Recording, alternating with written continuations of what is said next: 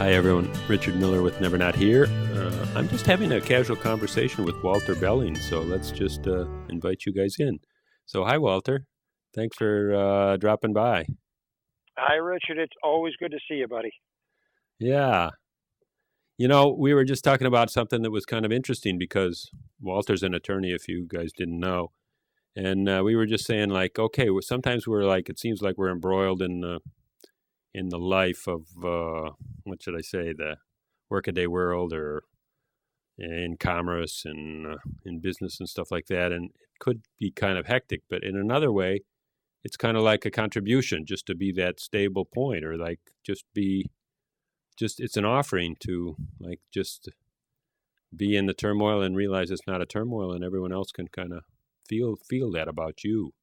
And I was just complimenting Walter on that. Well, thank you, Richard. I refer to it as the what I call the politics of life. All right, that's the everyday experiences we have and the everyday expectations that we have of ourselves and everybody else has of us, and how we function in society. So it's kind of interesting, I mean, being an attorney, now that you've let the cat out of the box, I mean, I guess I have to own up to it. But being an attorney, and as we were talking about before, trying to reconcile that with what we would call not of the mind pursuits becomes really quite extraordinary to explain. Excuse me. Here we are dealing with the law, and how complex and convoluted that can be, and it's all of the mind, all right. And then to try to turn around and compare that with the not of the mind, the feeling, okay, the feeling and knowing, and then to suddenly sit back in the course of the day when you're so embroiled in a heated battle with other attorneys, okay, other people pursuing the same profession as you, and in the heat of the battle, all of a sudden, the little voice saying, "What the hell are you getting so excited about? What difference does it really make?" And you can't let on to the other attorney that that's what you're thinking. And so you kind of smile to yourself, I mean, hopefully you're on the phone at the time or you're keeping a straight face.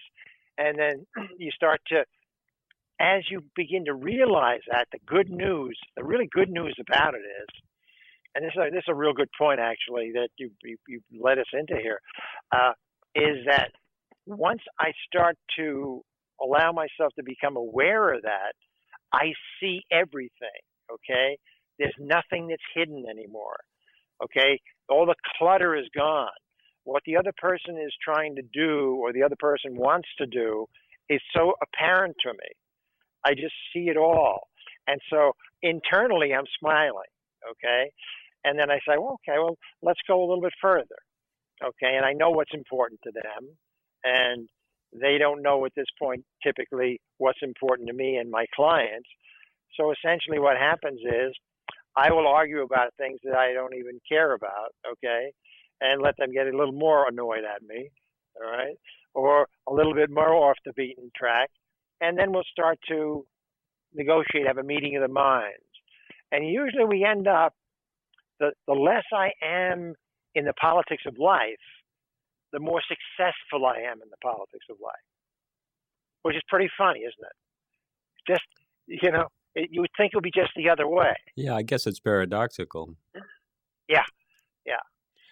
But what it does, though, is, like, I'll give you an example. I was rushing from work. As you know, you see I'm sitting in your office with, all these books behind me and everything. I was rushing to work. I had a 7 o'clock talk I was doing, okay, that was going to take me about a half hour to get to. And now it's about 6:15, and I said, I've got to get out of here. I got to wolf down a piece of pizza, okay, and stuff that in my face on the way, right? And here I am, and with total chaos, total stress, for the afternoon.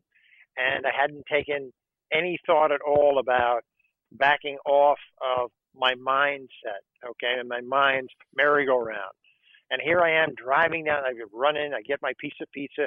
I'm driving down the parkways in New York, racing like a crazy man. And I'm saying to myself, I'm now about maybe 4 miles, 5 miles away from where I'm going to do the talk, and it's now 10 minutes to 7, quarter to 7 maybe, and I'm flying. And I'm saying to myself, now this is great. The topic for tonight is calm from clarity. Isn't that a funny bit for me right now?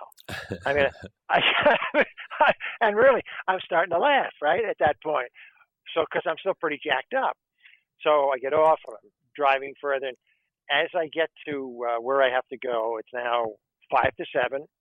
I'm okay. I'm okay on time. And I get out of the car, and suddenly, it's almost like somebody waved a wand of calmness over me. And I ran into one of the students that was going to be there, and I talked to her. We walked in together. And as I walked through the door, there were obviously a lot of people there already. A little dog was in there, a little toy poodle by the name of Phoenix. And Phoenix had been at one of my other talks, actually. And Phoenix came over, was so happy to see me. The connection that I had with Phoenix calmed me down so much. It took me completely out of the politics of life or any consideration of the politics of life, because here was pure connection, just pure connection, pure unrequited love, okay, the dog and myself, okay, our connection. So I walked in, and suddenly it's like I hadn't worked at all that day. It was a complete non-memory, okay? I remember sitting down, hello to everybody, sat down, they got the camera set up, lighting and stuff. Phoenix came and jumped in my lap, sat there for 2.5 hours, did not move the whole time because of that energy, because of that. And I think that that starkness between what I had going on from the politics of life, okay, and that everyday struggle, quote unquote, okay, and getting away from it, and now getting to where I didn't have to justify anything. I didn't have to convince anybody of anything. Nobody was making any demands upon me. Somebody was just there with me, Phoenix, okay? And then all these people that were there were able to get on the same wavelength. They could feel it coming from me, but they were also aware of the dog sitting on my lap. And that had such an impact on them. You could just see them. They kind of smiled. It kind of chilled them out also, okay, from the day they were having, because you could feel some of the tension when I first walked in. And off we went from there. And the talk just got everything even calmer. It was just a totally unbelievable experience. I can feel it again. And poor Phoenix has passed on, but Phoenix just waited, was polite enough, not to leave during my talk. What do you mean? Probably it was Phoenix's talk. There you go. And that's why it went so well. Yeah. They use dogs in therapy, I mean, they really work. And so they could use them in also somehow changing consciousness. Oh, yeah. And, there's a cat. They use a number of animals. A cat up at a hospital up in Connecticut that I heard about. And this cat would go, and it was a hospital, as I say, in Connecticut, and the cat was there. It was like, it was an adjunct to the hospital where they had people who were recovering. Some were in hospice, stuff like that.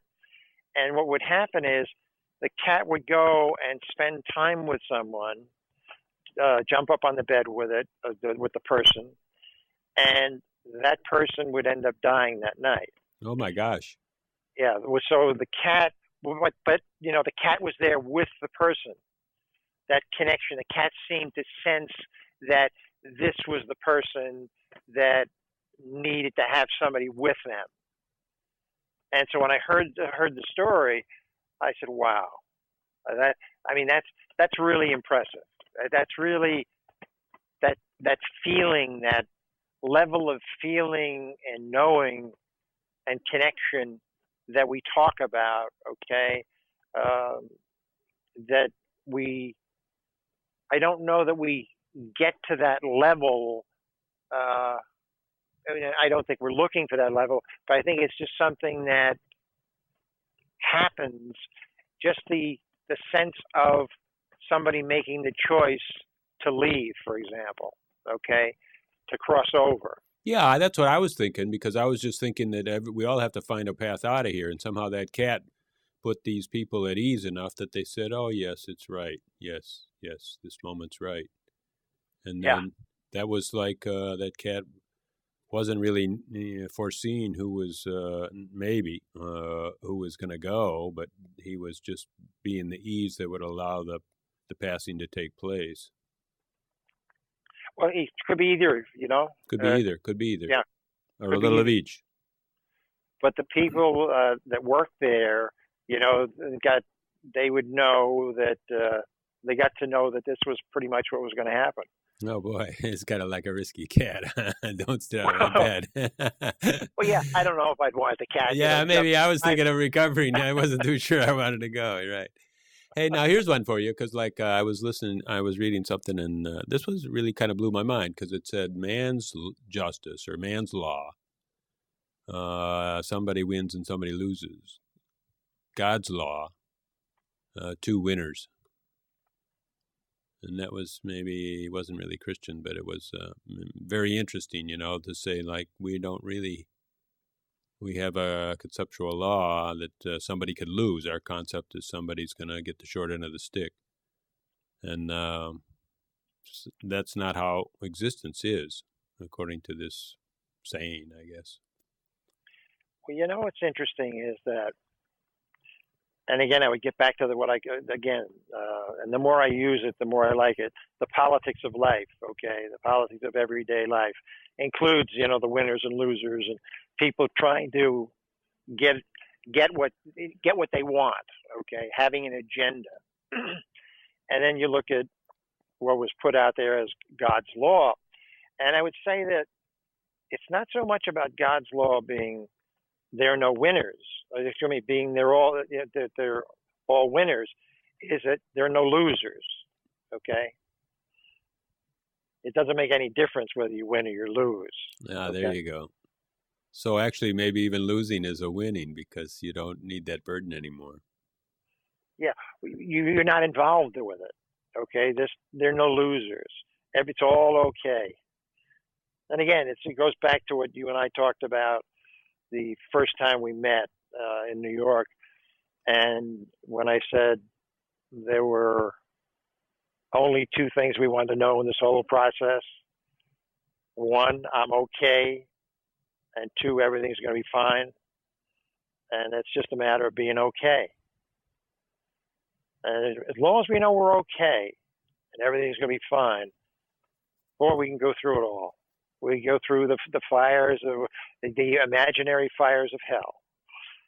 But pretty cool stuff, how it works. And I was thinking about fear lately, and then I was remembering actually times when I was in really rough straits. Some were in automobile accidents. I remembered actually this morning. I was remembering the time I fell off a mountain. And I had a pretty big fall. And another time when I was really at risk, I went off the road, and I was about just not too many feet from a pretty big cliff, and down below was a raging river.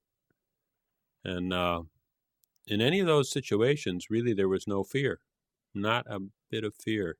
There was no, I mean, just whatever was needed, whatever was appropriate was, and I was totally in action, to save the situation. And every time I mean, I haven't really had even when I fell off the mountain, it was pretty horrendous, but and then I kind of had an idea that fear is all about tomorrow, after the fact. In fact, after an auto accident or something like that, then you start to go into shock, and fear comes in. But during it, I'm not so sure you're in fear. But people will talk, and we'll all talk like fear is necessary. If if you stepped into the road and a bus was coming down on you, a fear would be appropriate. But I'm not so sure fear shows up there. And so then I think fear is always about yesterday and tomorrow. Oh, I think there's no question that you're right on the mark on that. Fear is very much, the interesting thing is that when something happens or when we fear something happening, it's generally not that we fear the event, we fear what happens after the event. We get hit by a car, we fear then we're now going to be recovering, right? We're now in a hospital, or we got something else going on. And it's going to hurt. There's going to be a lot of pain involved. Exactly. So, so that goes right along with it's not here yet, okay? Fear is not something that's in now. Fear is in the next place, okay? In the future. Or you can look at the past. The past only becomes, fear appears in the past as it occurs to me, insofar as there was something that was unresolved that we're afraid is going to appear again in the future. So it's always in the future. Exactly. Right on. Because, I mean, otherwise, if you thought that was the only time that would ever happen, you would be celebrating. I made it through that one. Like people talking about they're the cancer survivor or something. Survivors, We'd all be survivors on our fears, but instead we're projecting them also to the future. So then we're all at risk. Oh, yeah. And the future, the future's got a lot of stuff going on, I mean, nothing's happened yet, okay, but boy, it's got a lot of stuff going on. And no matter how you slice it, when you talk with people, the future it's right there. It's right. It's almost like they can open the drawer, okay, and here it is. That future's right there, and you just start to talk to them about it a little bit, and it's amazing. Once you get their mind off what could happen, and you talk to them about what's going on now, you see that there's a tremendous change. It all depends upon the amount of distractions that are available at the moment that deal with, let's say, to take their mind off the future. And when you and I talk with them or talk with anybody, we're a distraction. All right, we're a distraction for them from the future, actually. From the future, from worrying about the future. In other words, they're feeling that worry is going to protect them, and they're going to be ready. They'll have the stance already to throw a few karate chops or whatever they need to do in the future. And if we distract them, we'll take them off their center. They won't be poised anymore for that impending disaster, and we'll break their concentration, right? Oh, absolutely. Because that's really what it is. I mean, just if you think about it, it's all about distractions. The mind functions with distractions, and distractions are simply new information that wasn't expected, right? Well, in one way, the mind is a distraction. Sure. It's a distraction from what's happening anyhow. I mean, it's always about something else, or about how this could be another scenario, run another scenario on the present situation. So in a way, the mind is, by definition, is a distraction. Of course, if we distract people from their mind stream and try to pin them to what's the innocuous things that are happening today, they might think, oh, yeah, but that's distracting them, trying to get them to reality, right? Well, that's another thing. And you get into the mind itself. The mind itself really is always looking into something. Okay, it's all either looking for something, looking ahead for something, or looking back at something. It's not as interested in what's going on at the moment.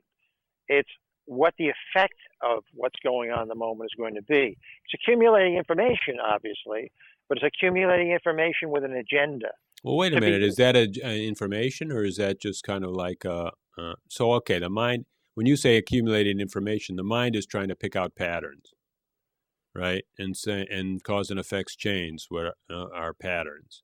And so then it's going to try to say, well, let's see, I remember a lot of times this, and that happened, and then it was followed by blah, blah, blah. And so then they're going to say, aha, this is one of those moments, so blah, blah, blah is coming around the corner.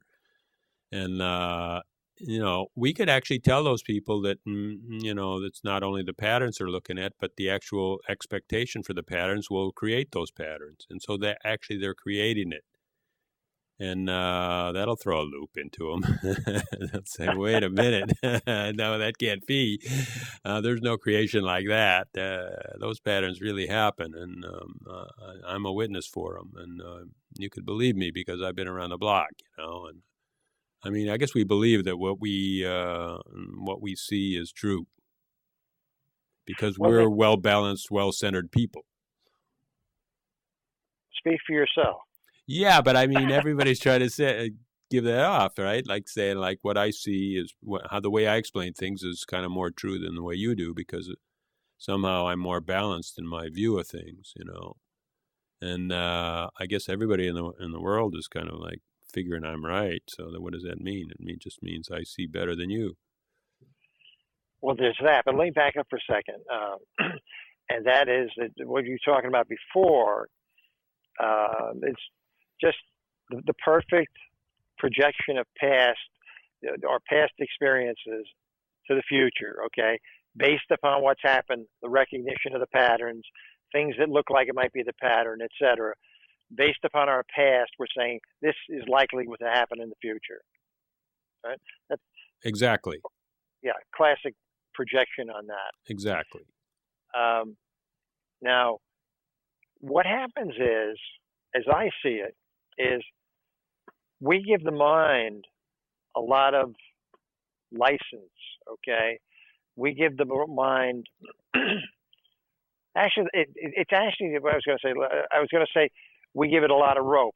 But actually what happens is it's the mind that has the leash, okay? And typically this is how we develop. The mind takes us places or lets us go places, okay? It's got the leash. It tells us, come, let's go across the street, It's almost like you're the toy poodle I was talking about before, all right? Only we might sometimes think that we're a little more ferocious than that, so we might growl a little bit more, We're just a regular full-size poodle, right? Not a toy. Yeah, okay, yeah, exactly. Exactly. We'll stand up for ourselves. Yeah, right. For sure. But the mind really is the thing that takes us around in the politics of life. Now, once we get outside the politics of life and we get into the area where the mind is not the ruler, everything changes. Everything changes. That doesn't mean we're not going to keep, that there won't have times when we're going to keep popping back into mind, okay? But my basic philosophy is that I deal with the mind as a partner, okay? It's an equal partner. That's how I've sold it to the mind, okay? That, we're partners here, all right? And you do what you do really well, okay? And I do what I do really well too, which is, listen to you when I have to and do nothing the rest of the time, all right? So that's okay. That's a pretty good partnership because the mind says, okay, that's good. You can stay out of the way, and you want to. Yeah, but how about this? Like that reminds me of what we were talking about, before we started recording. And you were saying that some people, whether they're timid or they just don't feel like they can interrupt people, or somehow they have a more trouble talking. And we were talking about maybe that is actually a creative space, and we could call it a creative field where you rest in not knowing. And then something springs forward. Something springs out of that. And then that's actually what caught me when you said, okay, I have a partnership with my mind. My mind talks and constructs, and I sit in silence, and I'm in the creative field, basically. And so I'm the one that gives the new ideas, and then the mind takes it and whittles on those ideas and shapes them and forms them, and compares them to other ideas and stuff. And then I go back to the creative field and maybe come up with a new one and say, here, mind, take this one and go for it with that, and see what happens there. How about, something like that. Well, yeah, I think that probably, yeah, I like that concept. I think if I wanted to just kind of take it a little further, I'd say, yeah, the mind's going to do what you're talking about, and then there's the creative field that's going to be supplying the ideas for the mind, and then there's the field of who really cares, okay? What real difference does it make? Fine, create and supply the mind with stuff and play with it and all that stuff, and then there's that other third field that sits back and says, yeah, knock yourself out. I'm good with this. Whatever happens, if the mind thinks it won, well, that's fine. If the mind thinks it lost, well, that's fine too. Okay, and the creative field says, well, I'll keep creating and supplying information for the mind, or keep supplying ideas, not ideas, materials for the mind to assemble. And then the other one, the I don't care one, sits back and kind of smiles, figuratively lights up a joint, Yeah, but I mean, even the I don't care one, that's what I thought was the field, maybe, the creative field. But every once in a while, the I don't care one probably gets a hunch, right? Sure. Gotta give everybody a shot, right? Yeah, give everyone a shot. And then that would be creative too, but more disconnected from the normal stream of conditioning and cause and effect and so on. It's kind of really fun just having an evening chat, I really appreciate it. Just kind of ringing me up and saying, hey, what's up with you guys?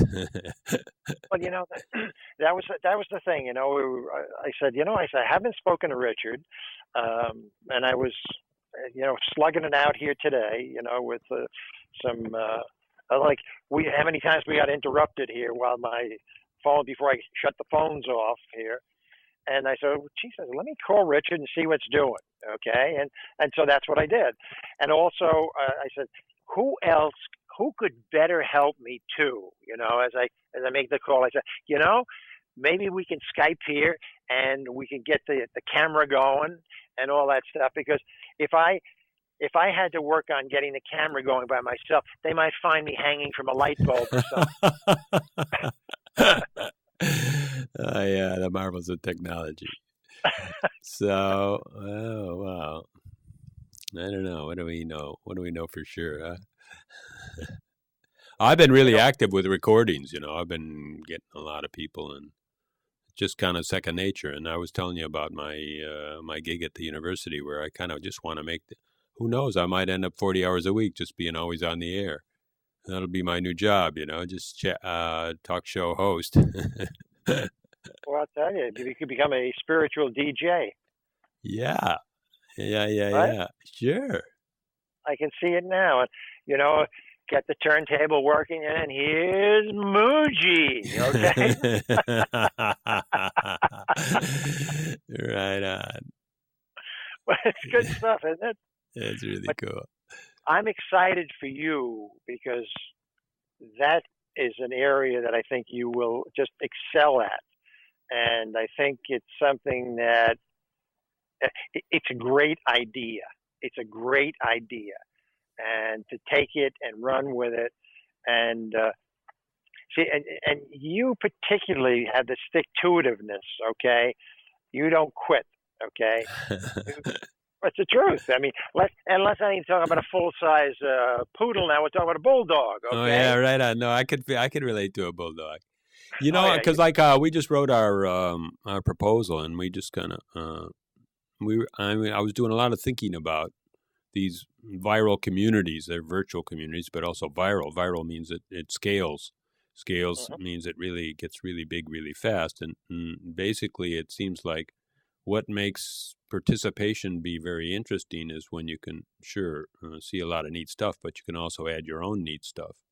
And so then it's an open flow. And wouldn't that be cool if that university had a component of that? Let's say a university can't just be totally online and open because they make money and sell their courses and all that stuff. But I mean, even if you were running 40 hours a week, you wouldn't even touch 1% of what they do. It would just be a window that you could look through and would seed new ventures and seed new ideas. I mean, why reinvent the wheel all the time when people out in a whole big world, people are doing all kinds of things, and somehow all of science just really took hold in these last couple of 100 years when people started talking to each other.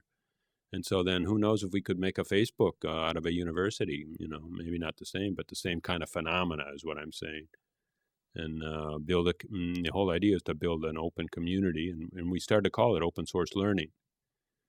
This component or this center that we're talking about, we call it the Center for Global Peace Through Commerce, and we're calling it open source learning, and just where students can just access this window that we have. It's continuously open, or open whenever anyone wants it, and they can go anywhere in the world with it and bring guests from all over the world into the classroom, and they can actually bring their classroom into other universities, into businesses, and give their lectures and classes and research findings. They could present to the board of directors in a business in India or something like that, and just do it. And the world just as a space collapses, and just becomes one heart. I like the concept. I like the concept. I think that you're going to see a lot of expansion in that area. You're also going to see, as you know, I'm a big believer in virtual societies. Okay, giving us a tremendous reach. Okay, globally, whether it be Second Life or things like that, and you can have the university presence in there also, get tremendous coverage there, and have a regular program there. Now, there's some universities that have gotten into it. Your major corporations have gotten into it, but you're coming at it in a slightly different way here, okay? And it may be something to look into too, all right? And you can establish whatever regularity you want. You can establish, you can import videos into there, or import export. You can do a meeting with 16 professors from India, for example. You can do maybe a quick interview in Egypt now at the moment. Yeah, it would be great. Not I too mean, we're long. even talking about that, we're talking about those kind of things.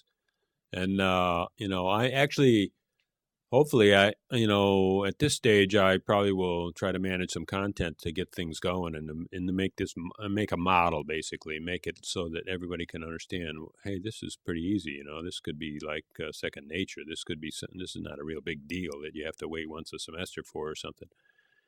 And I want to make that model, but after that, I mean, I just kind of want to create the platform and let it go, and, follow it, and maybe help with the videoing and stuff, because we want to video it everything and archive everything and categorize everything. And, I mean, but I just want to kind of make the platform and not really make the content.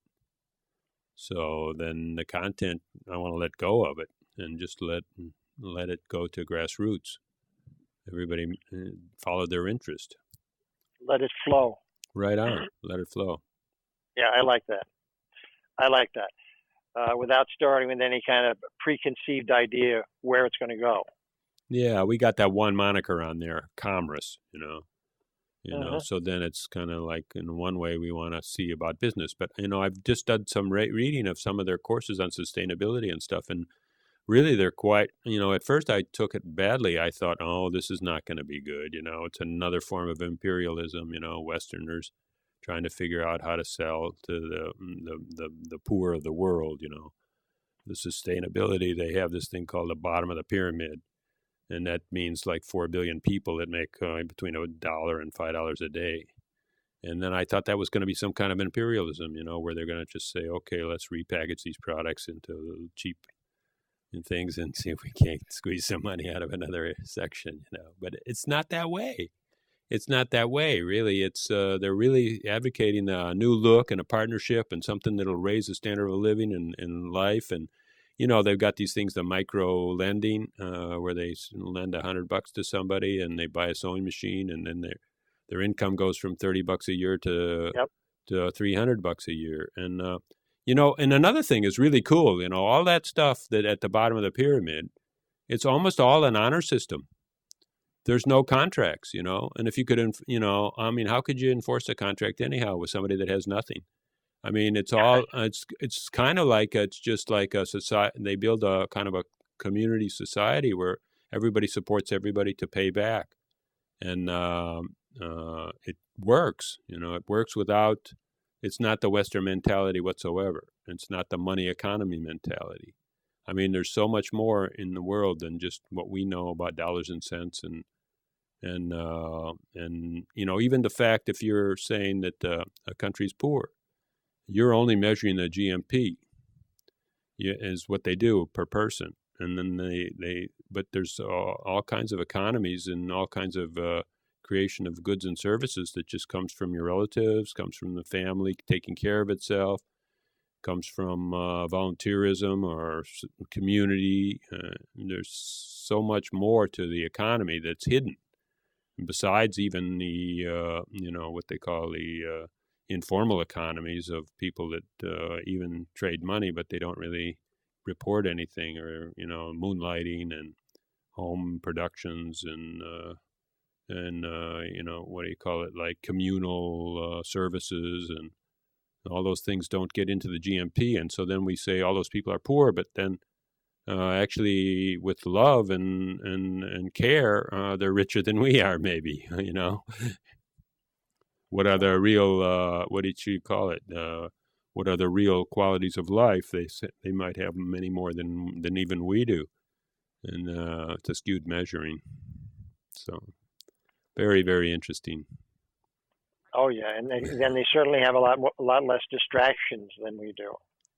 Yeah. Which is, which is a big plus.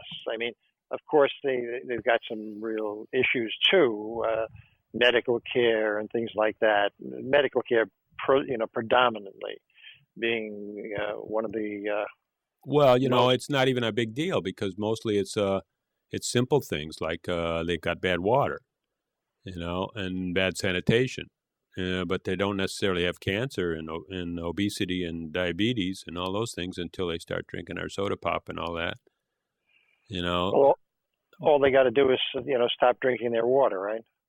Well, I mean, that would be a great thing for industry, for commerce, to somehow make little small water treatment units that somehow are just very simple. I don't know. We got pills and stuff, I guess they put in water, or I don't know what, power and water and sanitation. Those are main big issues. It sounds like you're going to be heading into the area of, at least at some point in time, you'll be heading into the area of corporate ethics and corporate responsibility. Absolutely. Corporate givebacks. Well, we don't want to do it that way necessarily, because I mean, the give back is when you throw up your hands and say, I can't make any money here, so we'll just give back. But give back is not sustainable.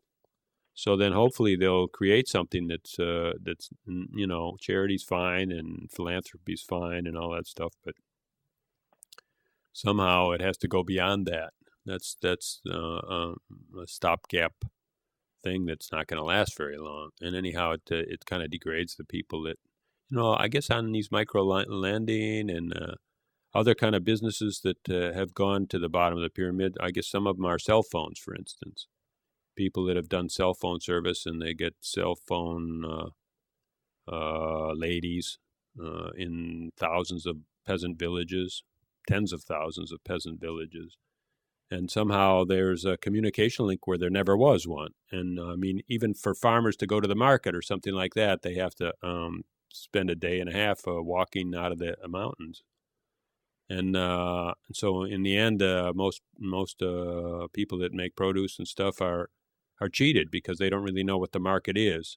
Now they can just make a phone call, and even if it costs them $1 or $2, a whole day's walk costs them a bigger chunk. It costs them their productivity, and maybe costs them $5 or $10.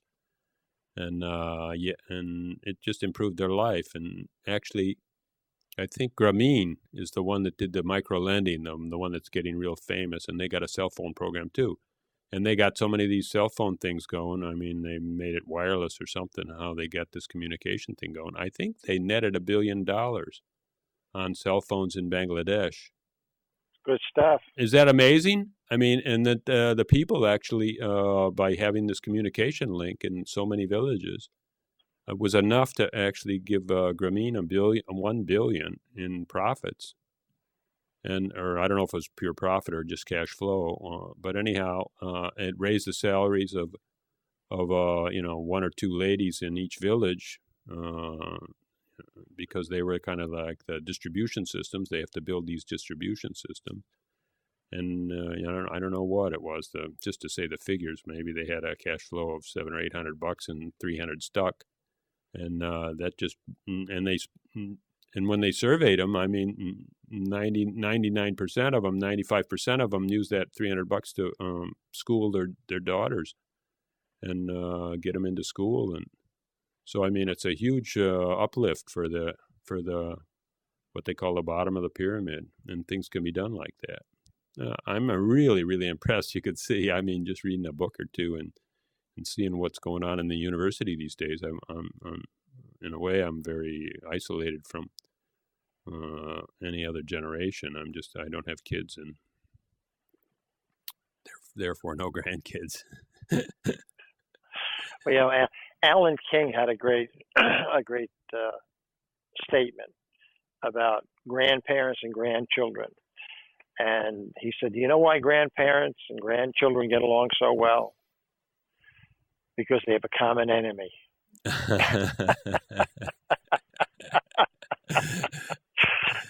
It's really one of the funniest things I think I've ever heard. Yeah. Let me just get back to when I said corporate givebacks. Okay, givebacks don't necessarily. I'm not talking about handouts. Okay, givebacks are things that are put back into society or into societies. Okay, that allow people to utilize these things to make things more productive, to make life better for them. And so, you build an infrastructure around the materials that you're given, and that also means that you're not just putting cell phones or miniature washing machines or whatever, but you're also committing to giving support in the way of technology. When I say technological instruction, okay, education. I mean, that's all part of what I'm talking about in the way of corporate givebacks. Corporations take in a lot of money, like oil companies take in a lot of money, but they don't put a lot back out unless it goes to the shareholders. They're making certain investments, but basically their orientation is, it's a capitalist operation. We're here to make money, okay? And we'll drill as deep as we can in the Gulf, all right? And until somebody says we can't, all right? Or until we prove we can't.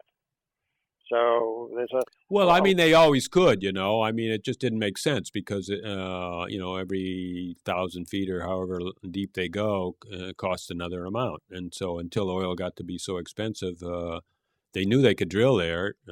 Maybe they had to develop a few technologies and stuff. But I mean, that whole ball of wax with the new technologies and all was too expensive to extract. And even pumping oil from miles and miles down takes a lot of energy.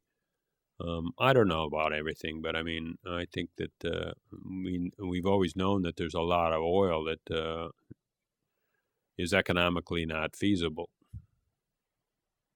I use that just as an example, okay? There's all you can also use the analogy of how much coal we actually have. Okay, and there comes a point where that becomes a viable energy source. Okay, and that's when people got back into expanding coal mines and stuff like that. Now we only have to deal with the technology of cleaning stuff up. I mean, there are Right. a lot of possibilities, and there's an economic price point at which just about everything becomes viable. All the things that we could do but we couldn't afford to do now become affordable because the alternative is no supply at all, or something that is so far out of our control that we will not have availability anymore. And what happens is then we have a no supply situation or a non feasible economic situation that restricts us in our making of money, in our satisfying our societal, our societal living accommodations, etc. Does that make sense? Yeah, absolutely. I was just I was following it perfectly, and at the same time, I was what should I say? I was totally centered, really, and I was just noticing that the politics of everyday life doesn't really get in the way, or talking about it. And I was thinking that's a good point to bring out. Well, it's good that you were, just totally unattached to it. Yeah, and not in a way that we think unattached means. I was totally getting it. Yeah. And also being centered and saying, this is a great space of being together with my friend Walter. Well, it's good stuff, man. It's good stuff. Yeah, And, when we're talking about it this way, understand that there's not, let's say, there's not a competitive charge in it that usually exists in the politics of life. Competitive charge is for example, somebody has a job.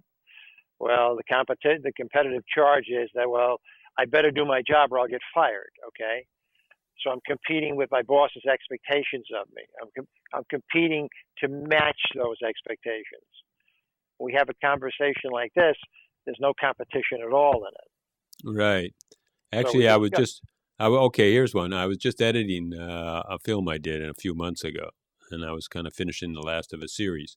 And we got pretty hot and heavy together, and so then there was in a way a competitiveness, but some words I just didn't want to be told or to be said or to be left like that. And we were talking about how sometimes we were talking about conceptual life breaks down, and of course it has to break down because the concept is fixed and life moves. And so sooner or later, the concept is so obviously out of kilter that you just have to abandon it. And sometimes that feels like you're losing something or like it hurts, And some people actually, maybe it has something to do with how tight they're holding on to it. But sometimes it hurts more for some people than it hurts for other people, the dissolution of life. And it was, I just didn't want to say so much that that's how it is, that's real awakening is so laced with pain. And I was just wanting to say that, okay, that's some people's experience, your experience, and then that some people can really have that experience, and it probably really helps those people to hear that, there is a light at the end of the tunnel, if that's necessary to say, or somehow that's not all there is total destruction or whatever. I don't know how to put that right now exactly, but we were getting kind of confrontational about it, and I just felt I had to kind of hold my ground there because I didn't want to just say everything is a pain, everything hurts, and like come off like, oh yeah, that's it. Everybody, if you're not hurting, you're not doing the real thing. You're faking it. You're padding yourself, you know. Well, when we were talking just a few minutes ago, and you were being centered, listening to me, to what I had to say, essentially there was nothing threatening or challenging to you. It was not challenge any position that you had or any view that you had. Okay, you were just basically taking in information as you were actually just listening to me rave on, and that's fine. You know, And sometimes what happens in the kind of discourse you were talking about or that you were alluding to, where there was a competitiveness in it, it's based upon your view of what the context was and the other person's view of it. And basically, the competitiveness comes in only when your views are different. Yeah, we are attached to our own views. Exactly. That was her experience. And then for me, I was just saying, well, I mean, I don't know. I haven't had that experience, number one, but many people that have talked to me haven't had it either. And so then should I just discount all those people? Mine was kind of like an averaging, just like of mulling over data or something, or investigating a lot of testimonies. Mm-hmm. Again, it's a matter of how much of an agenda you have to be heard from your view, and that's when the competition starts. When somebody wants to be heard, I want my view heard, okay, and then somebody else is challenging. So, well, as you said before, okay, my view is truer than yours is. Okay. Right on. I'm more right than you are. Right okay? on. We did and say let's that. Talk about. I don't know if we said that on the recording. Maybe we said that before, right? Yeah. So it gets kind of humorous too, you know. Yeah. And there's really a lot of humor in the process, and I think that's what people miss a lot of times when they focus on the pain, for example, the things that they wanted but didn't get, the things that they thought they should have gotten. I wanted this and I got that instead. When we focus on that, we tend to develop more of an agenda, okay, that we should have had something different, or there should be something different, or because I have experienced this, you should listen to me because I've paid the price for this. Right. If you discount it, then it makes me feel like I wasted my time, right? But if you say agree, then I think I made a good investment. Yeah. To live through that. I lived through it, so that was my investment. Yeah, and by virtue of the fact that you're not agreeing with that, you're denigrating where I've been. Yeah. And they take it personally based upon that. Right. Well, anyhow, I guess we're just talking about expectation, because expectation is kind of like, I don't know if it's pain, but it certainly is suffering. Expectation is where you think that things aren't right. Well, I think expectation is when you think things should be a certain way, okay, or that you should get a certain thing, or there should be a certain outcome. Right.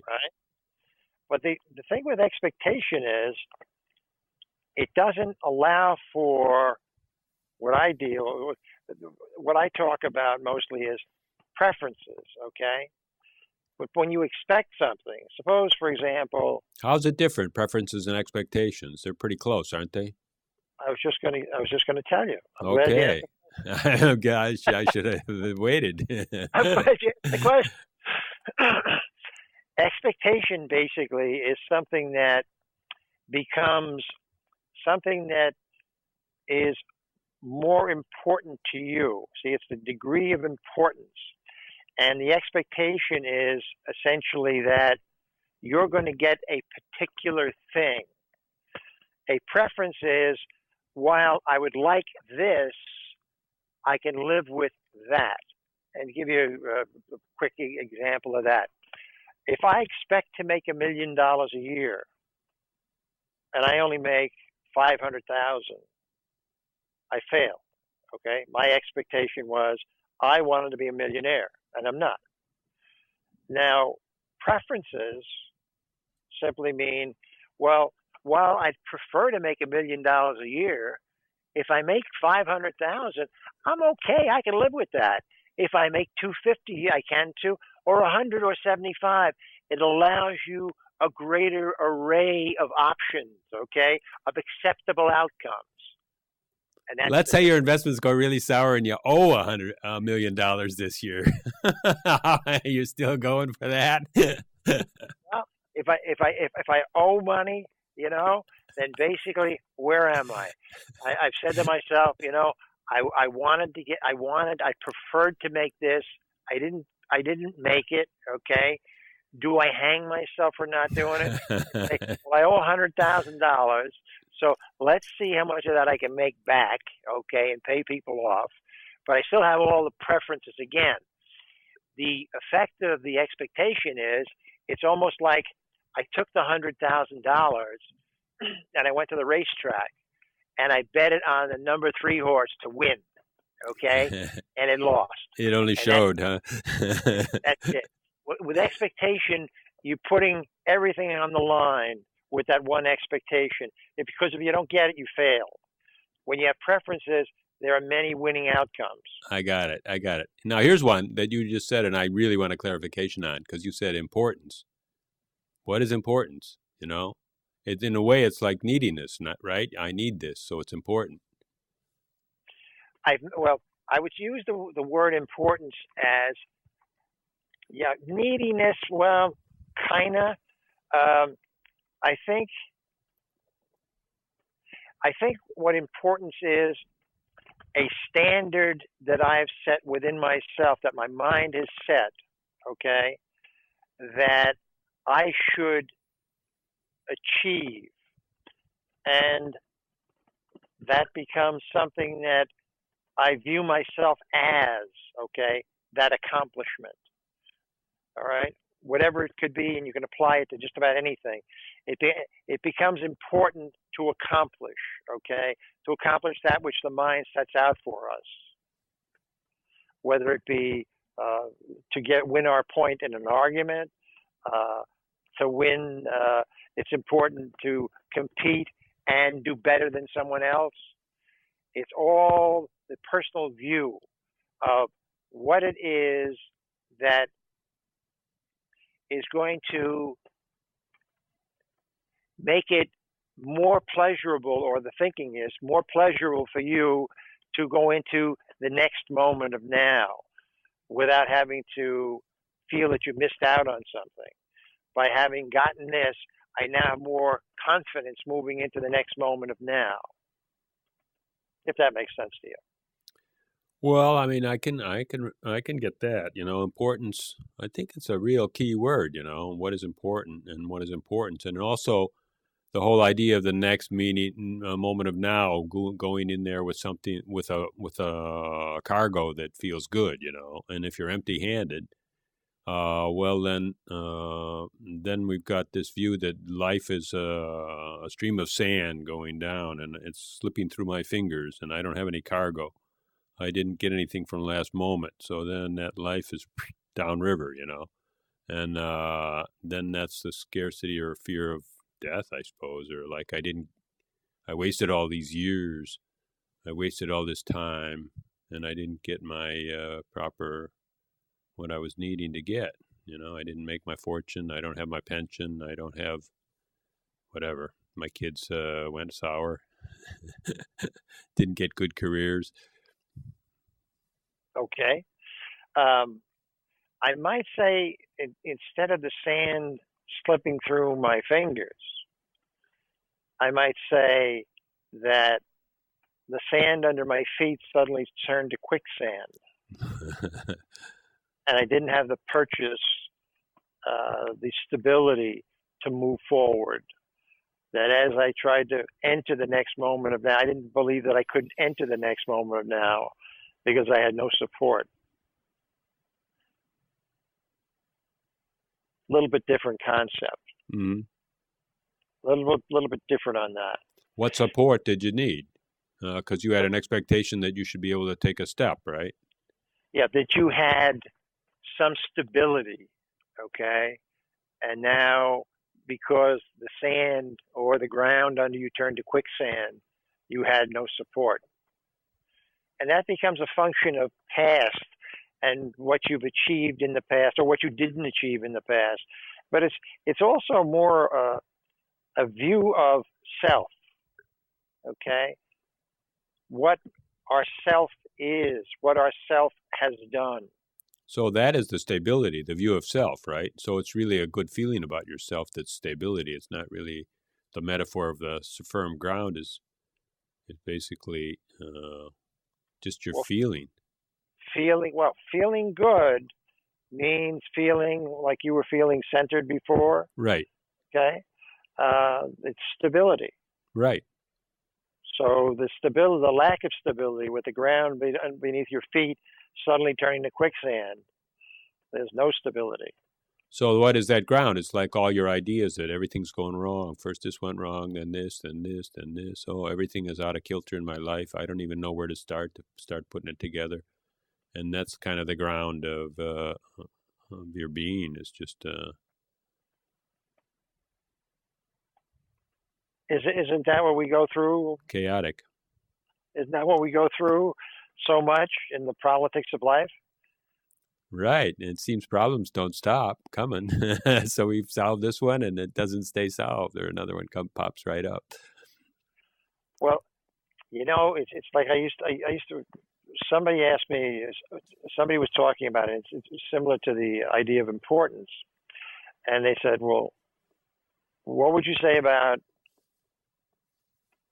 uh, significance as opposed to important?" Well, to me, I don't see really much of anything there. I said, the significance of significance is that it has none.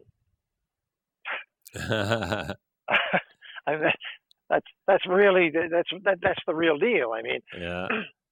since everybody views it differently, okay. Uh, for example, if I'm getting a haircut, okay, and somebody were to cut my hair too short, well, okay, somebody cut my hair too short. Somebody else might their hair got cut too short, a quarter of an inch, a half inch, and they'd be actually bugging out of their head. Said, "Oh my God, how can I walk out on the street like that?" Well, very simple. Put a hat on if you don't like the way you look, okay? Or just get a wig, get a toupee, whatever you want to do, or have them shave it all off. All right. Our mind creates so many things to to really create situations that the mind, I think, is really so good at creating mazes, okay?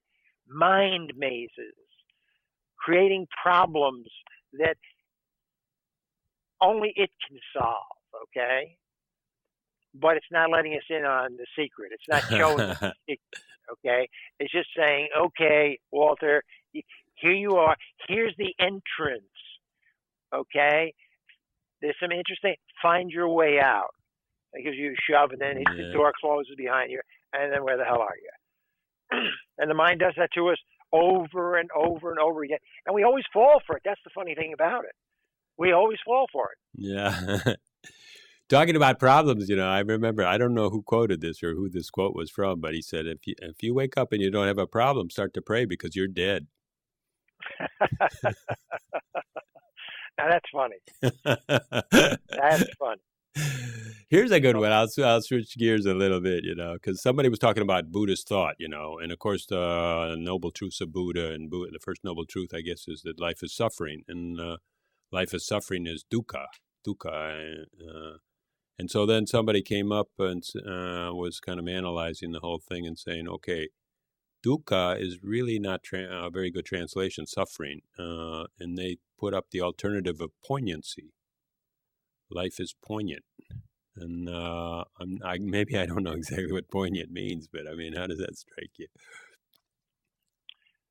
I think it's interesting, and I think it's probably more accurate. I see. I don't view life myself. I don't view it as suffering. I view it as poignant. Well, poignant is an interesting word for it. I view life as delicious. Okay, it's interesting and delicious. Now, that doesn't mean that everything that is interesting is going to taste exactly the way I want it to taste, okay? But somebody's going to find it delicious. Right, but I mean, delicious tends to mean that it touches your tongue, right? But I mean, life sometimes touches your bones too. Oh, Seems to go a absolutely. little deep. Yeah, there is that sense of like, I think poignant happens to be a good word for it. I really do. Um, but then again, when I wonder if they had that exact word or a word that would be exactly the same as that in translation when they talked about suffering as opposed to poignancy. Well, okay, now here's one for you because I mean, I've heard that even Ramana Maharshi's translations from Tamil are really skewed for English, and people have actually said, no, that's not what he said at all. And there's so darn many books out there, and Buddha for sure. But in the original language was not even Sanskrit or any Indian language. It was some other ancient language, and was probably translated or written down even hundreds of years later. Or I'm not so sure of all the, with Ramana at least it was written down pretty soon. But and I think the ashram came back and said, well, okay, yeah, we even acknowledge that these aren't right translations, but it's too late. I mean, it's all out there. And we can't do a recall. We're not Toyota. So that, I mean, Ramana himself will just answer people when they get to the point to find out the real truth. He's there, he's here, basically. And they said something like that. Okay, now just to go into some details and see how you like this. Apparently, English is a word that's loaded with nouns, and nouns are the most important, really. Everything has its noun component, so everything is treated as an object.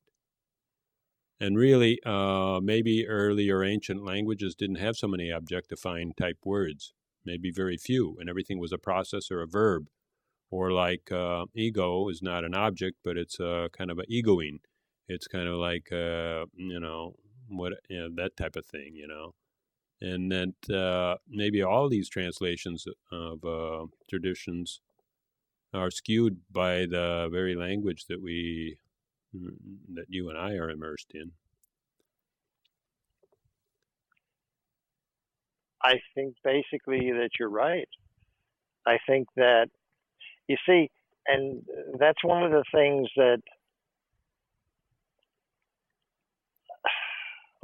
I occasionally speak about, and that is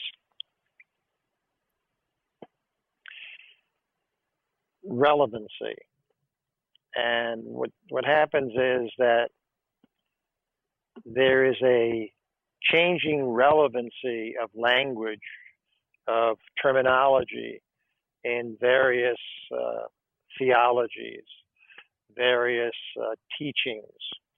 And what happens is that we go through a period of time, as it occurs to me, where people are enthralled with certain sayings, certain teachings that sound, quote, profound, okay, amongst the seekers. Oh, is that profound? It's almost like asking a guru, what is the meaning of life?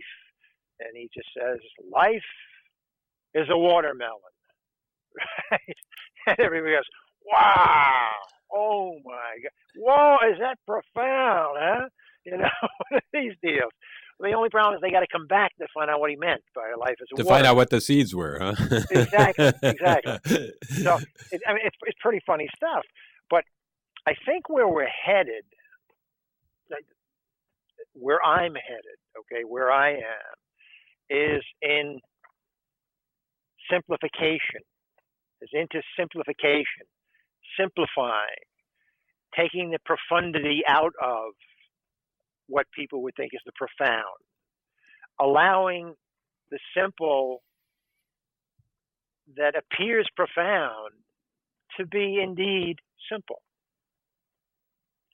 And we don't see a heck of a lot of that.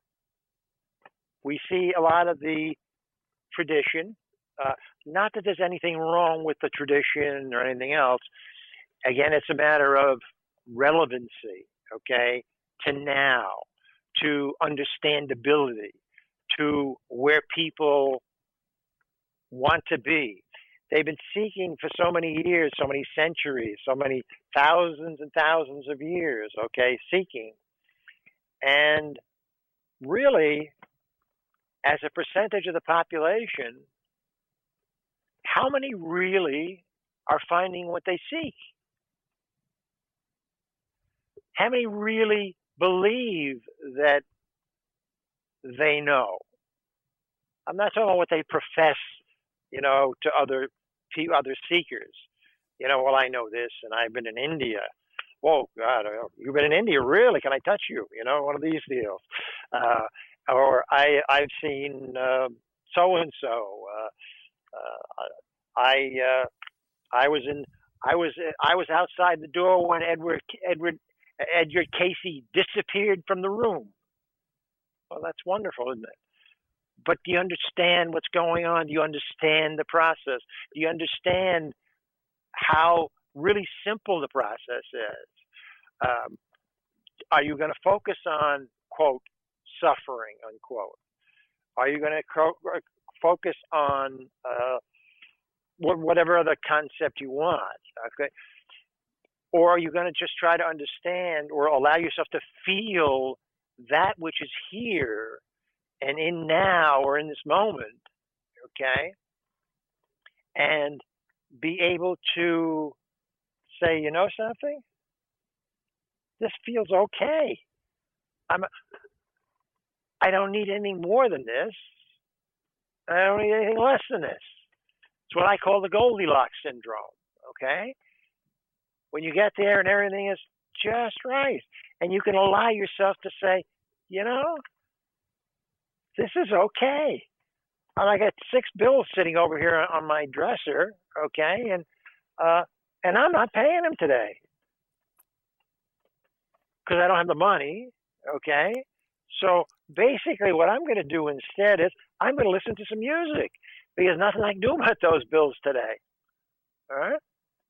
Maybe, and then the mind will jump in, and the mind will say, "Well, wait a minute. You're supposed to pay your bills." Then you sit back and you say, "Well, they'll get paid." And the mind says, "Well, when?"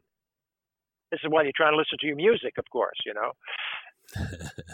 or you're meditating, and the mind is saying, wait a minute, why are you wasting time like this?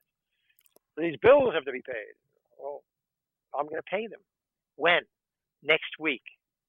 When next week? Tuesday.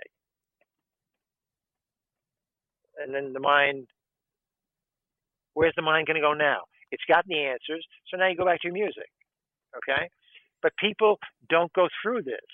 Yeah. Then the mind says, you better do it. I'll be there next Tuesday, and I'm going to get you. That's fine. And then you say to the mind, okay, it's a date. But what does that do for me on Wednesday, now this Wednesday, okay, or this Tuesday? What it's done for me is it's bought me a week, hasn't it? Right. Bought me a week of, all right, so I'm okay with that. And then I'll write down a note to myself if I feel like it, okay? Pay the bill on the envelope. Pay on Tuesday and the date.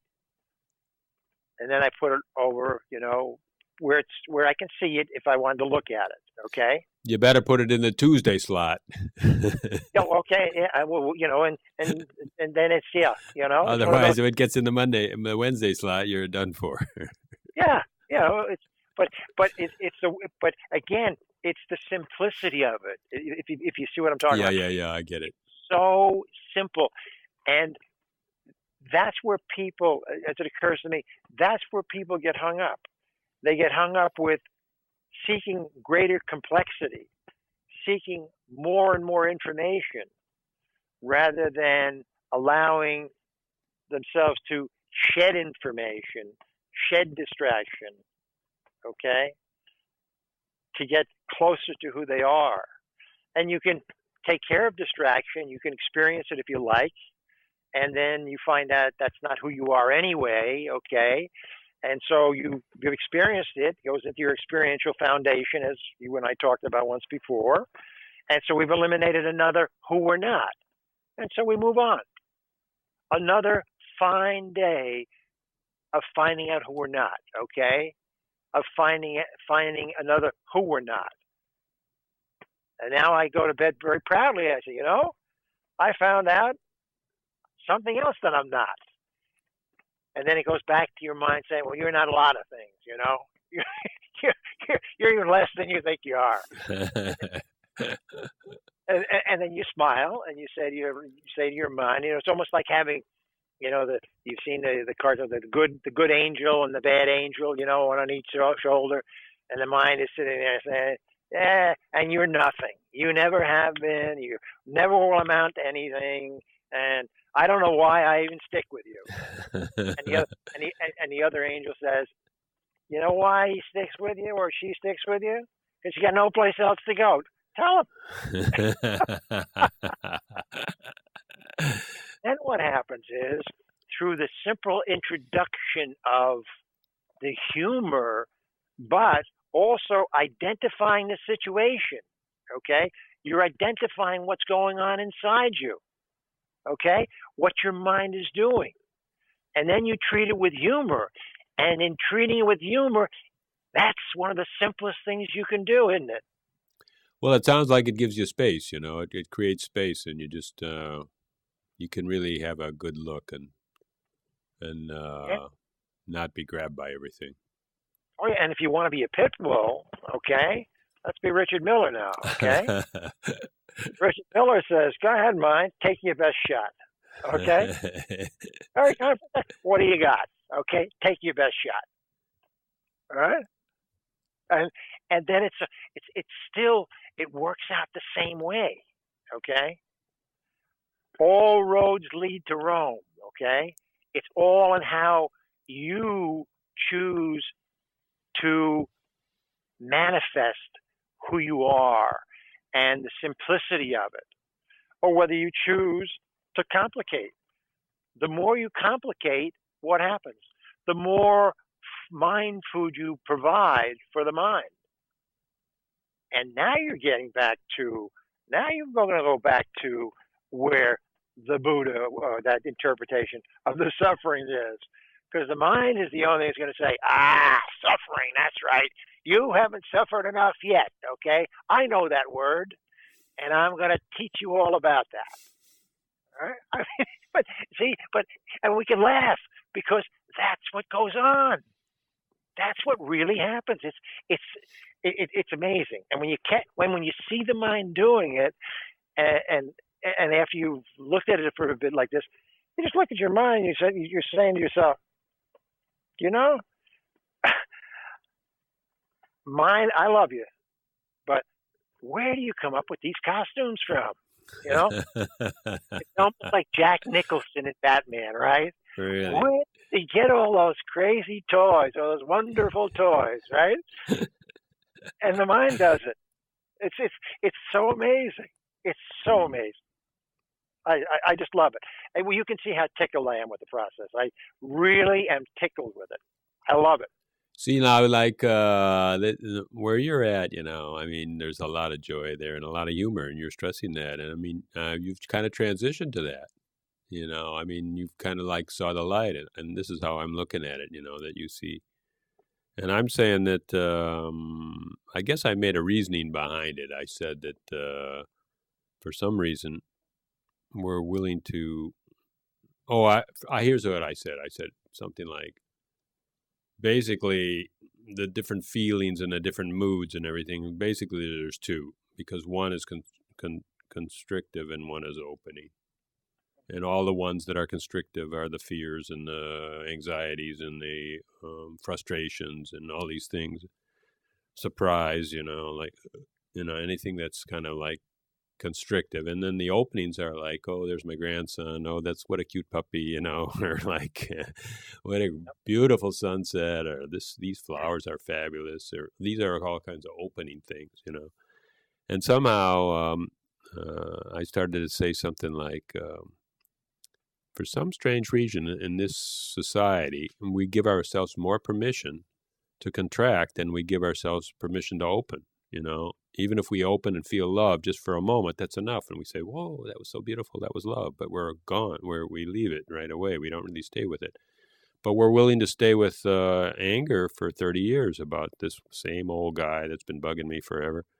And somehow the look of it is that contraction is much more powerful than opening. There's a great power. And we actually, as a society, believe that the call to action, if it's anxiety and sternness and upset, it's going to be way more effective than if we're mushy, lovey, because somehow we haven't let ourselves go in that direction with that energy. And therefore, and when you look at least Western society, every call to action is all about anxiety and fear and worry. And somehow, my suggestion is, how in the heck, even as an experiment, can we just jump out of that for a moment and go to contentment and interest and curiosity and happiness and joy, and work in that formula for a while? And you're saying how to do it, because you're saying with humor as one of the ingredients, and the other ingredient is just knowing that it's not as serious as it's cracked up to be, And I'm just saying, like, how can so all of society is believing and somehow experiencing that the meaner you are, the more you get done. And I'm saying that that's a skew and it's not a truth. And I'm puzzled by it. Why is it that we see that anger is so energetic and love is wishy-washy? There's a good reason for it. Tell me. Okay. And the reason for that is that as we go through life, that's starting at a young age, once we get past infancy and we start to get where we begin to pick up on people's judgments, okay, that they're judging us in a particular way. And they judge us well. Why? Because they get what they want. And they judge us poorly. Why? Because they didn't get what they wanted. Whether it was our parents, our relatives, our siblings, our friends, teachers, whatever it is. Well, what happens basically is that's when we start, as soon as judgment starts, when we start to be judged, we then our judgment really starts to kick in, okay? It kicks in response to the other judgment. Somebody didn't like me, and now I'm questioning myself as to why they didn't like me, all right? Or they didn't like what I did. So now what happens? What happens is we start putting the blocks in place for our personal wall, okay? Now, as we put the blocks in place for our personal wall, we're putting those in place to protect ourselves, okay? That's constriction also, okay, that you're talking about. As we continue to build those, all right, we get further entrenched behind that wall because we have more experiences. We have more episodes that we didn't like the outcomes of, that we felt pain from, okay? Now, what happens is the more we build this wall, the less people are able to reach us, okay?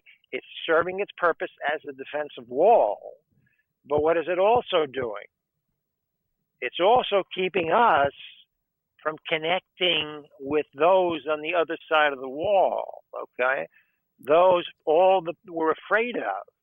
So what happens is we don't allow ourselves to come from behind the wall for any length of time because first we have the wall up.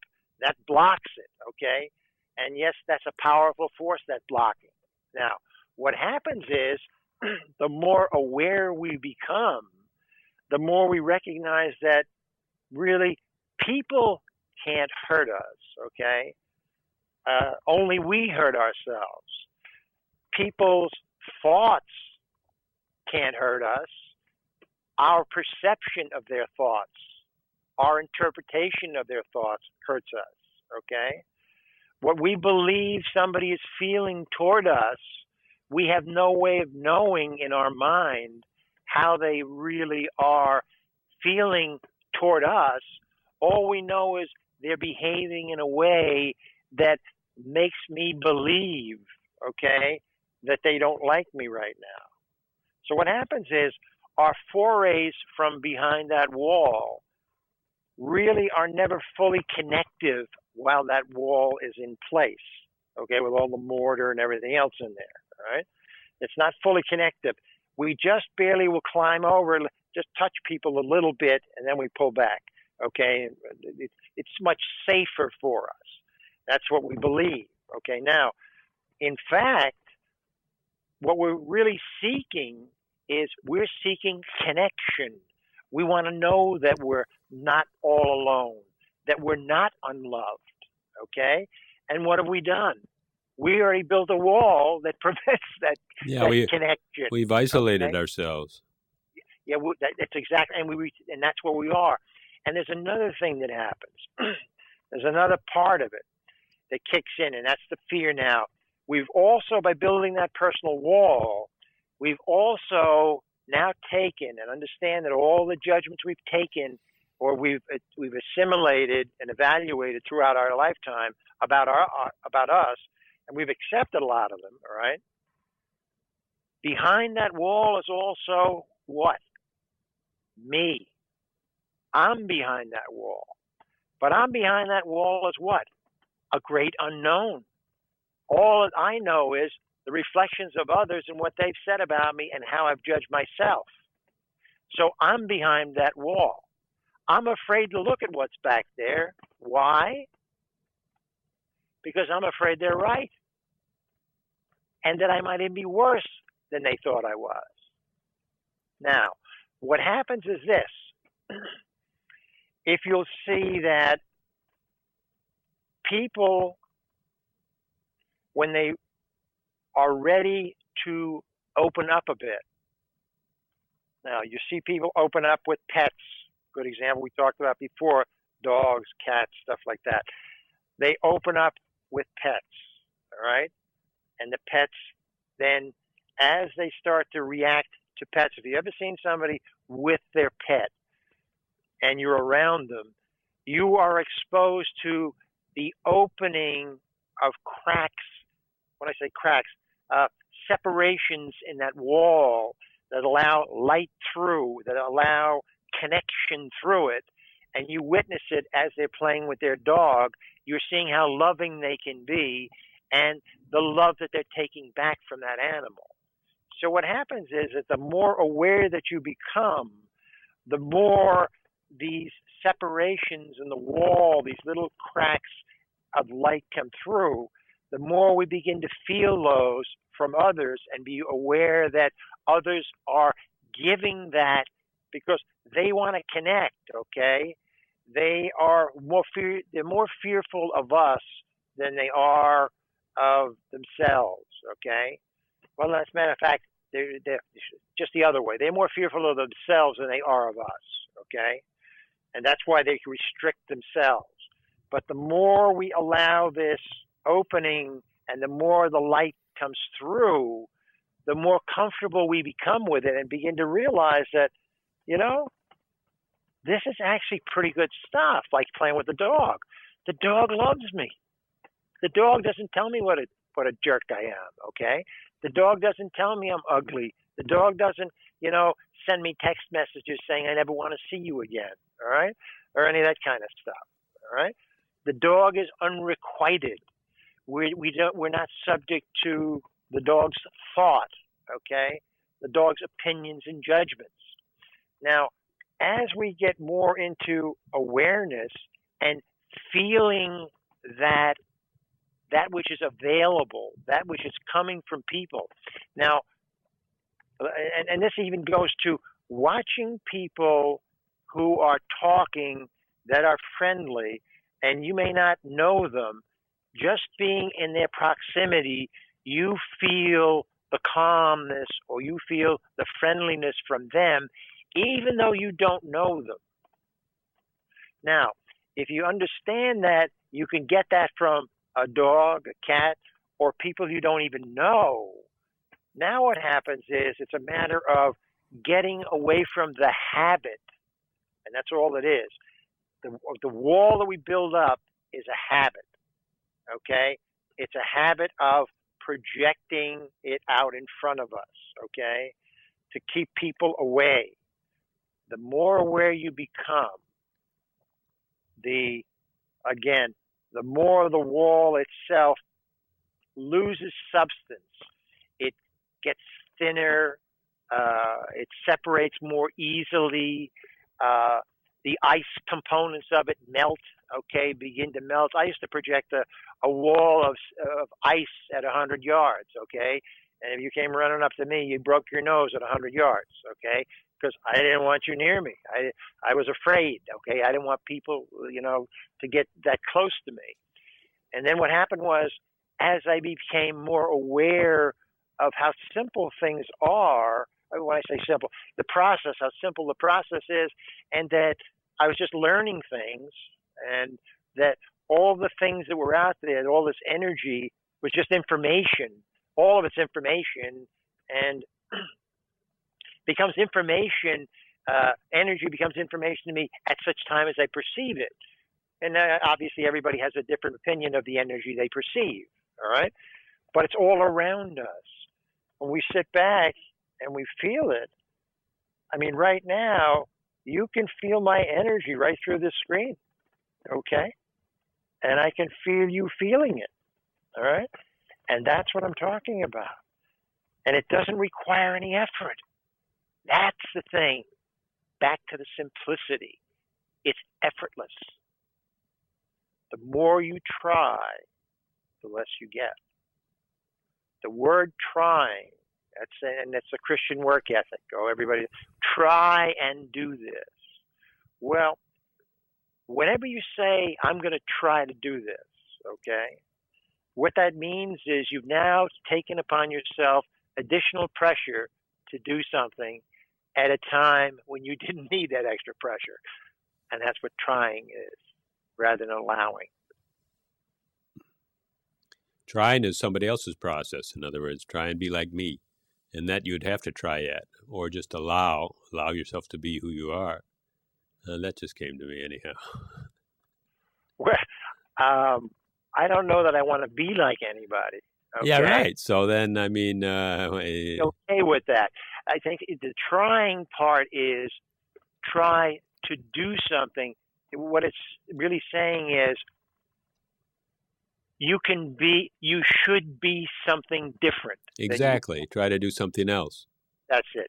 You should be something different. Instead of allowing what is. Exactly. Allowing yourself to feel what is. Right. And by feeling what is, you become what is. As opposed to forcing yourself into what is not. Trying to make yourself into what you're not. Let yourself experience who you're not. That's okay. But you don't have to take that with you all the time. You know what I mean? You don't have to take it out on every time you go out to have dinner with somebody, and you're going to bring out again the thing you found out you weren't when you were a kid. Yeah, hold up a sign and say, I'm not this, I'm not that, just in case you forget, Exactly. And also to see whether or not it's still true, Right. Am I still not this? So it's so cool. You know what's so great? What's so great about it? And I usually start when I'm doing a talk or something like that. I usually start with it, and I just explain to people that the process basically is choices. Okay, and Source obviously created the process, and I don't want to get into all that, but just Source created the process. Basically, here's the process. Process is choices. You make a choice, you get a result. Okay, it's that simple. You don't get a consequence. You don't get anything else, but you make a choice, you get a result. It's that simple. Consequences come later once your mind starts dwelling upon it. All right, and the process itself is perfect. This is what I love about it. This is so cool. I get excited every time I think about this.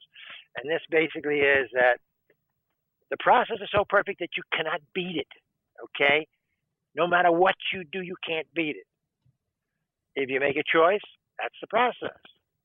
If you say, Source, go to hell, I ain't making a choice. Well, you made a choice not to make a choice. It's just perfect. How can it get any better? How can it get any better than that? And then if you want to go further, then some people say, well, Source, I'll tell you, I'm tired of your silly game. I'm not going to play it anymore. Oh, really? Well, what are you going to do? I'm going to kill myself. Then Source says, oh, okay, you got free will. You can do that if you like. Well, I want to let you know what the deal is. Here's the deal. I mean, there's some good news and there's other news. For you, in your mind, the good news is you can do it. Okay, you can fully do it. You got free will, everything else. Okay, well then I'm going to do that. But the other news is this: it's all about energy. Okay, and you're all about energy. All right, and every thought you've ever had is energy. And so what that means is basically energy, and we know energy never dies. It just changes form. So go ahead and kill yourself. You ain't going anyplace. You'd just be a different form?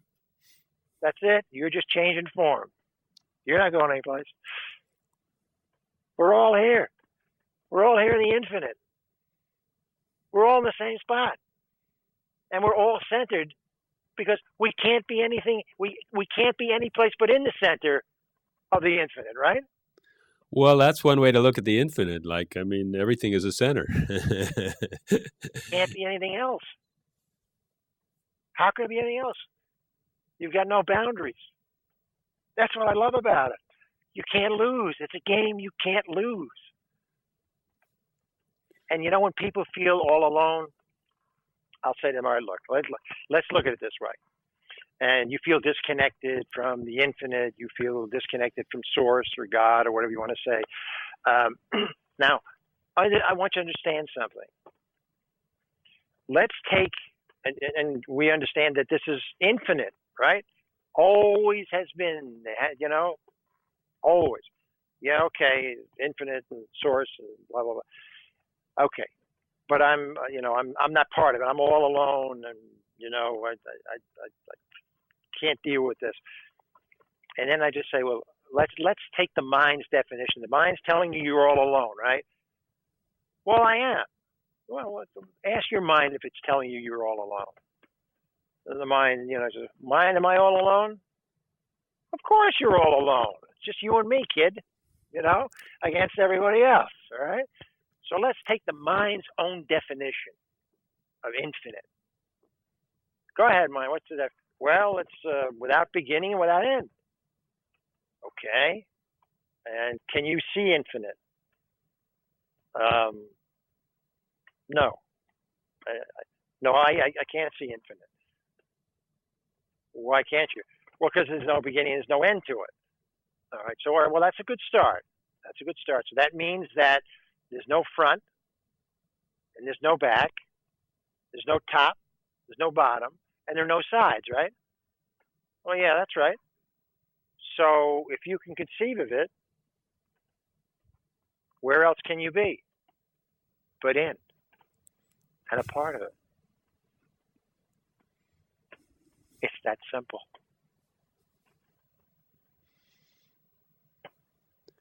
Thanks, Walter. What a great chat we have. Well, thank you. Even the fireside chat. It's winter too, so we could have our fire going, but who knows? and this was, spur of the moment. It's really pretty amazing. Yeah. It's good How stuff. great it is. Yeah.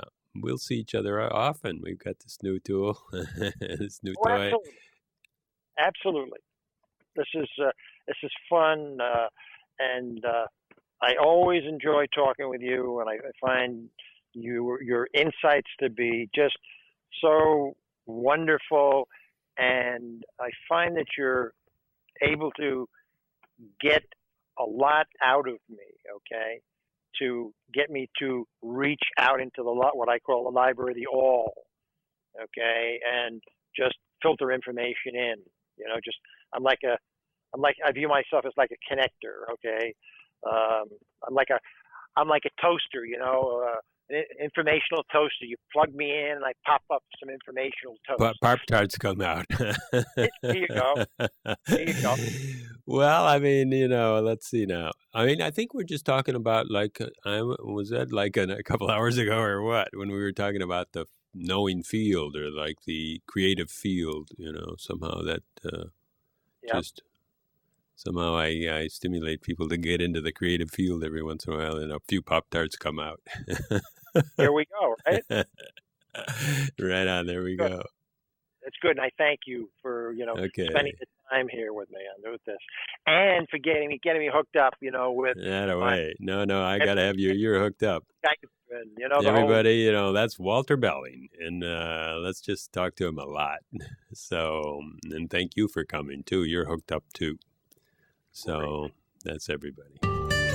Thank you, Richard. I'll talk to you soon, buddy.